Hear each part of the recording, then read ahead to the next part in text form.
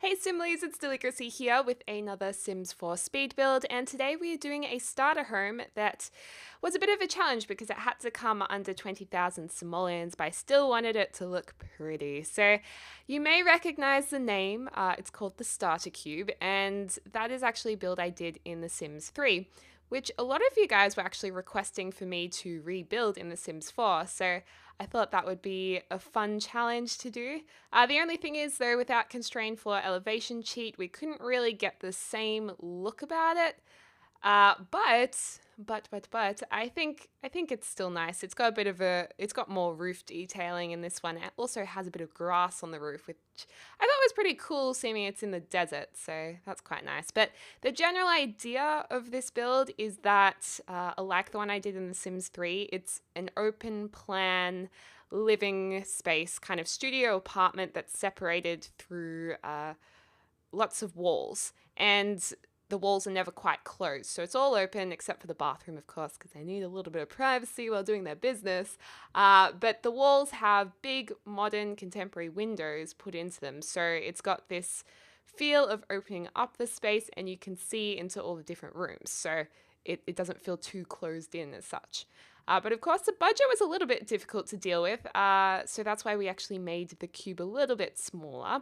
And we weren't able to do too much landscaping due to the fact that landscaping costs a lot of simoleons. It really does. Even a rock put us over budget. So I was like, no.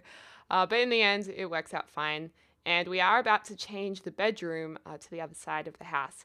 It's a similar orientation to the one I did in The Sims 3. But there's slight differences. The scale's definitely different. And I'm loving these windows, the elongated, not thick ones, thin ones that we're placing right now. I think they look really nice along the ground there, especially in the hot climate of Oasis Springs, you know. It wouldn't let too much sunlight in because it would get really hot inside. Also, I didn't put blinds in because it would have gone over budget, so maybe if you do want to download this, it will be on the gallery. You might need to earn a little bit of money before you put the blinds in.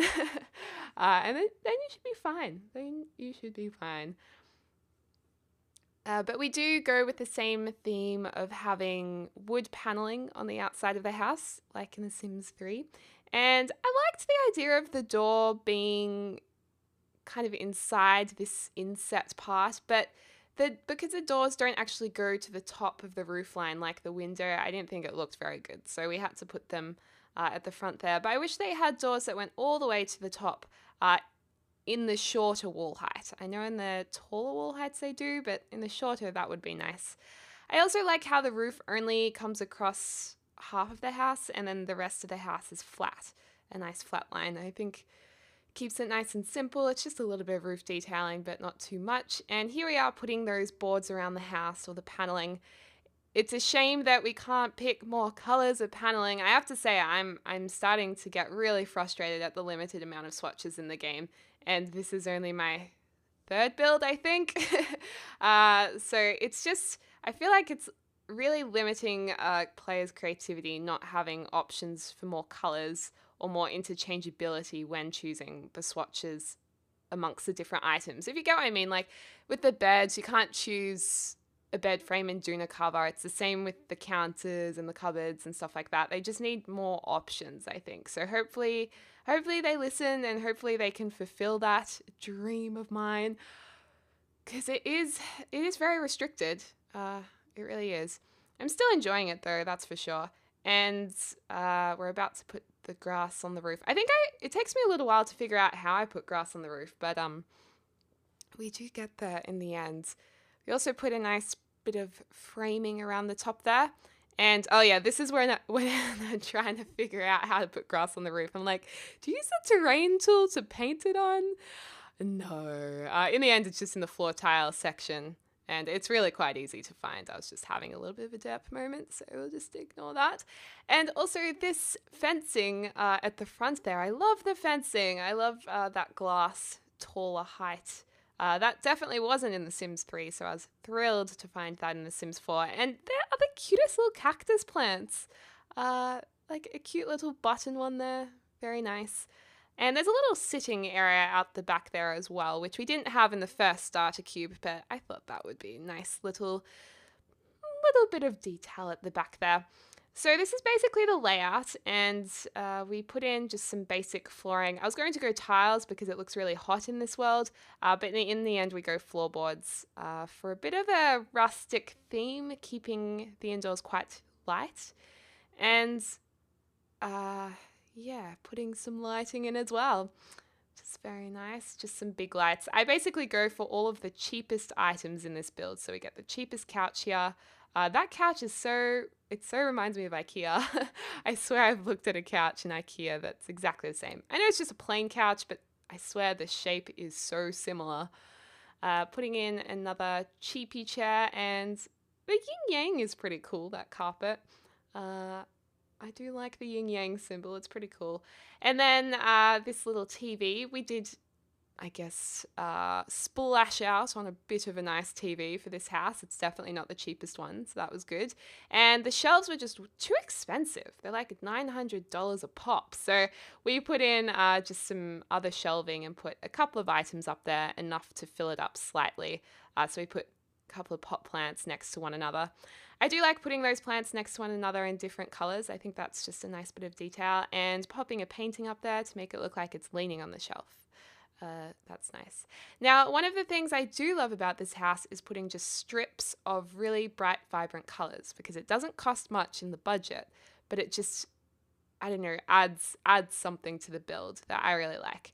And I love that these lights are able to be scaled up without costing any more. That's really nice. So basically, we go with a orange and aqua blue color scheme in the lounge room at least. And it's carried throughout the whole house. Mismatching a couple of rugs there. I love that orange rug. I want that orange rug in real life. I would totally have that orange rug. And putting in some windows, or rearranging the windows rather. So yeah, we do make use of those strips of color. I love really vibrant colors against neutral colors. So this is a grey brown, it's almost dull in a way, but then, or it's very earthy, let's say. But then that strip of color, it's such a nice contrast, and it just brings a contemporary feel to the whole house, which I really love. And yes, it doesn't cost much at all. I would probably do that in my real house. Yeah, maybe I should do that at some point. But putting in a table here, we're just popping it asymmetrically to the wall there, so we can still fit in 4 chairs without taking up too much space. We did splash out on the chairs just a little bit, and we mismatched them because, of course, I love a bit of mismatching. One issue you can clearly see is that the red chair there is not orange. There is not an orange option for those chairs.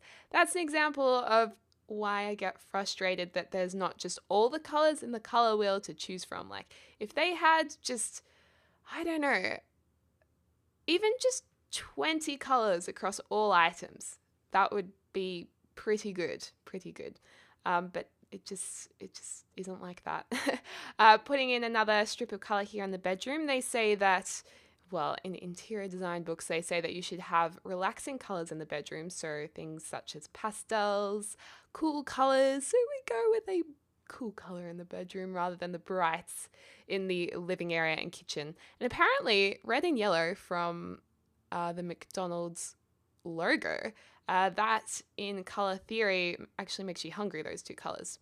Interesting, isn't it? But I feel like whenever I see mango-ish yellows, I always feel like mangoes. But I'm pretty sure that's because mangoes are just the same color. This is a lovely little, what's the word? Oh gosh, there goes the telephone. Is a lovely, I forgot to shut my bedroom door. Oh well.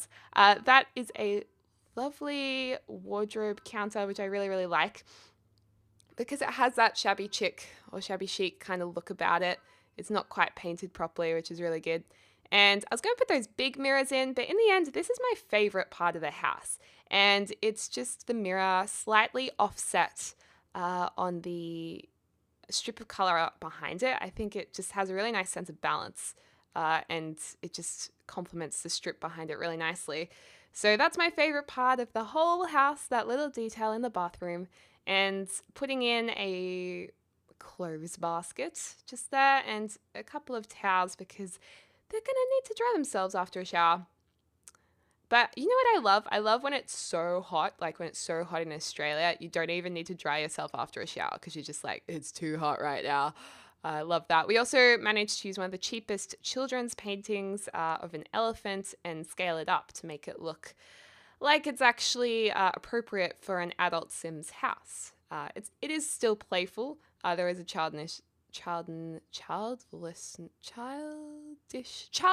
vibe about it. It took me a while to get that there, but I don't know. It still works, I believe. I believe it still works. So that's pretty much the whole house done. A bit of landscaping here, and then we'll go into the screenshots. I really want a cactus. I think I'm going to buy a cactus today. Yeah, I'm into cactus plants. I'm going to buy a cactus, and then I'll probably post it on Twitter or Instagram. Yeah, cactuses are so cool. I don't know if cactuses actually do anything though if they're indoors. Is there anything that they do to actually help your interior space? That's my question that I have if anyone knows. If it like keeps bugs away or anything like that. But anyway, back to the build. Here are the screenshots. Here is the house and the exterior of the house, and then we have the lounge room. You can see there seeing through to the dining area, so that's kind of cool. And the kitchen area, which reminds me, there is no stovetop. I just realized, only a microwave. So have fun with microwave meals. That is my bad. The bathroom, and my favorite part of the bathroom just here. Moving on to the bedroom where it's got that nice simple strip of color. Very plain and simple. I'm so glad that bedspread actually went with the color scheme in the room. That was very lucky. And coming up to an overhead shot where you can kind of view the whole house. But anyway, guys, thank you so much for watching. Let me know what you want me to build next. And I hope you're having a lovely morning, afternoon, or evening, wherever you are.